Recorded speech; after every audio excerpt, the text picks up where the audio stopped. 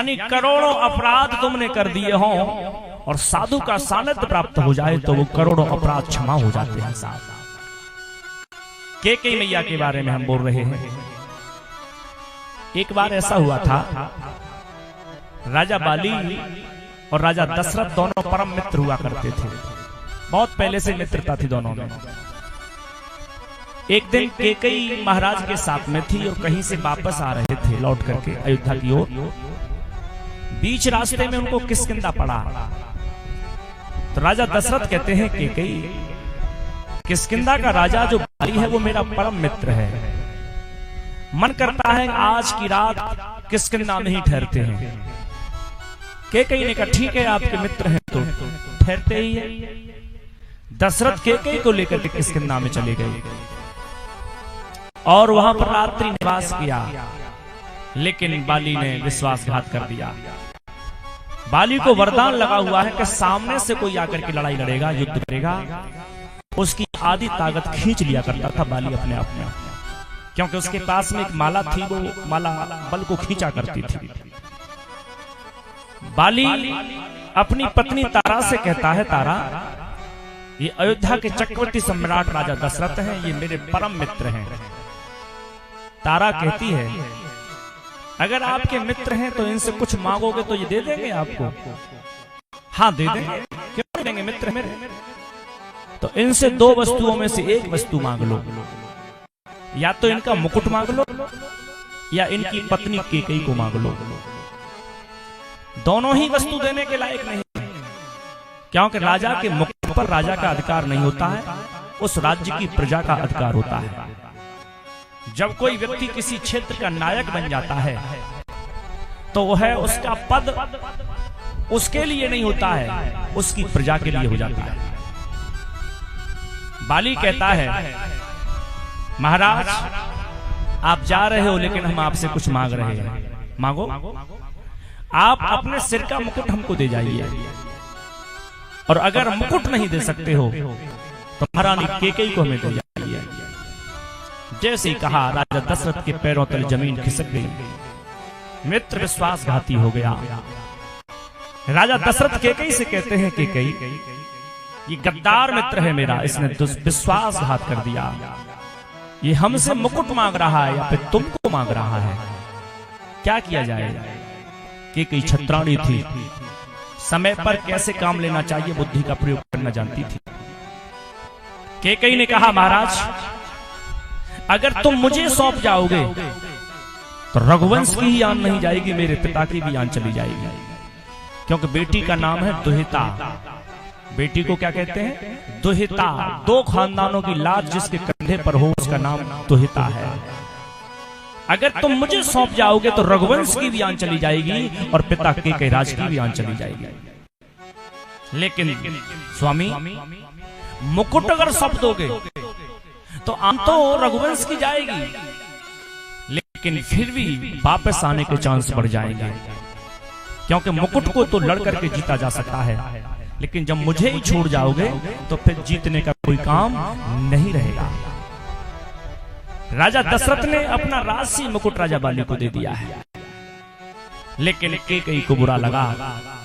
राजा दशरथ कहते हैं कैकेयी अगर बिना मुकुट के अयोध्या में जाऊंगा तो जीते जी मर जाऊंगा। कैकेयी ने युक्ति चली है, एक सेवक को भेजा सिद्धाम अयोध्या को। बीच रास्ते में कैकेयी पति को लेकर के रुक गई है और कैकेयी ने सेवक से कहा कि मेरे राजसी सुनारों को, स्वर्णकारों को जल्दी शीघ्र लेकर के आओ।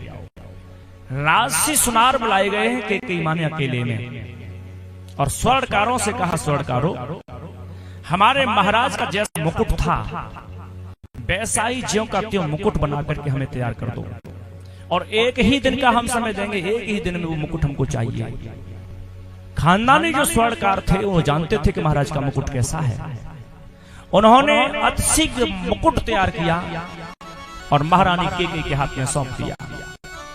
महारानी कैकेयी ने कहा स्वर्णकार सुन, अगर मैं और महाराज और तेरे अलावा अगर इस मुकुट के बारे में किसी को पता चला तो तेरे और तेरे खानदान को फांसी पर चढ़वा दूंगी मैं। ये राज किसी को पता नहीं चलना चाहिए।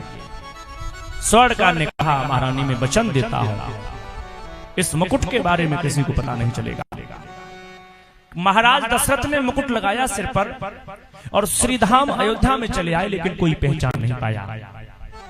लेकिन कैकेयी को एक ही चिंता खाई जाती थी कि कोई प्रजा मुकुट पहचान पाए न पहचान पाए, लेकिन जिस दिन गुरुजी के हाथ में मुकुट चला जाएगा और गुरुजी के मुकुट जाते ही गुरुजी पहचान लेंगे कि ये मुकुट असली वाला है या मुकुट नकली वाला है। क्योंकि जब से सूर्यवंश की स्थापना हुई है, जब जब राज सत्ता परिवर्तित हुई है, तब तक गुरुजी के हाथ से मुकुट गुजर के गया है। तो कोई और नहीं पहचान पाएगा, लेकिन वशिष्ठ जी के हाथ में चला जाएगा, उस दिन गुरुजी मुकुट को पहचान लेंगे। ये बात सब भूल गए, लेकिन कैकेयी मैया नहीं भूली। और राजा दशरथ ने बिना विचारे घोषणा कर दी, कल राम को राजा बना दूंगा। और जैसे ही कैकेयी मैया को पता पड़ा कि कल राम राजा बनेंगे, तो गुरुजी के हाथ में मुकुट वो जाएगा। और जैसे गुरुजी के हाथ में मुकुट जाएगा, रघुवंश की आन चली जाएगी कि असली वाला मुकुट कहां चला गया है। इसीलिए कैकेयी ने कहा, क्षत्रिय एक बार मरा करता है, क्षत्रिय एक बार मरा करता है, प्राण जाए तो चले जाएं, लेकिन रघुवंश की आन नहीं जानी चाहिए। तो कैकेयी ने दाव चल दिया। प्रात होत मुनि भेष धर, जौन राम बन जाए, मोर मरन राउर अयस, नृप समझे मन माय। प्रातः काल होते ही राम वन को नहीं गए तो मेरा मरना और आपका अपयश दोनों फैल जाएंगे। कैकेयी क्यों मरी है? ये अपयश फैलेगा, और रघुवंश का मुकुट अगर गुरुजी के हाथ में चला गया तो अपयश फैल जाएगा। राम वनवास होने जा रहा था। कैकेयी ने राम को अकेले में बुलाया, कहा, बेटे हम कठोर कदम उठा रहे हैं, तुम्हें वन को भेज रहे हैं। और क्यों भेज रहे हैं सुनो। राजा बाली के पास में तुम्हारे खानदानी मुकुट रखा हुआ है। अगर हमने तुमको दूध पिलाया है तो पुत्र ध्यान रखना, राजा बाली मारा जाना चाहिए और वहां से मुकुट रघुवंश में लौट के आना चाहिए। इसी बात को याद जब सुग्रीव ने बाली का नाम लिया तो राम को अति क्रोध आया और बोल दिया, सुन सुग्रीव मारहूं बाली एक ही बाण, ब्रह्म रुद्र शरणागति गए न ओवरे प्राण। राम ने बाली का नाम सुना तो इतना क्रोध आ गया, यहां तक कह दिया सुग्रीव एक ही बाण में बाली को मारूंगा, चाहे महादेव और ब्रह्मा इसकी सुरक्षा करने में क्यों ना आ जाए। क्यों? क्योंकि इसको मारना तेरे लिए नहीं है, मुझे अपने खानदान की लाज बचाने के लिए इसे मारना पड़ेगा। इसीलिए कर्म योगी कभी कभी कठिन कदम उठाता है साहब।